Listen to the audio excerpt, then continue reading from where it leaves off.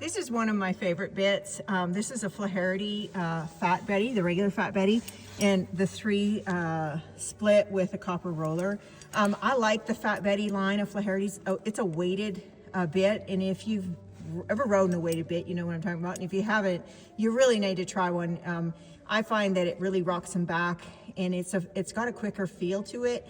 Also, I like it when the mouthpiece is hung on the front of the bar instead of behind.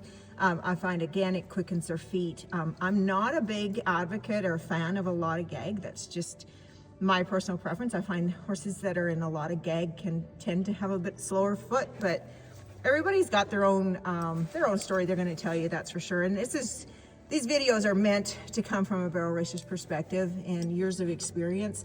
If you have a different experience and a different opinion, that's perfectly fine, and I respect it as well. Just understand that these videos are my experience through the years. So that is my first bit. Now I also have this bit in what Troy calls the big Fat Betty. And what you're going to see the difference here is you're just going to see more purchase and a little bit more shank and a little bit more weight. I got it again in the same mouthpiece because I love a 3 split. I find I get some rib with a 3 split, and I'm not a big fan of a 2 split, but I will, definitely my O-rings and stuff are 2 splits, but I do personally prefer to run in a 3 split. But yeah, this is a big Fat Betty.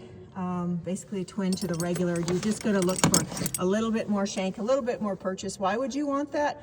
Just if your horse is a little stronger. I used this on a horse in a bigger pens that he was just a little stronger in, bigger wide open pens, and the other one's more in the smaller pens. So that's this week's tip. Thanks.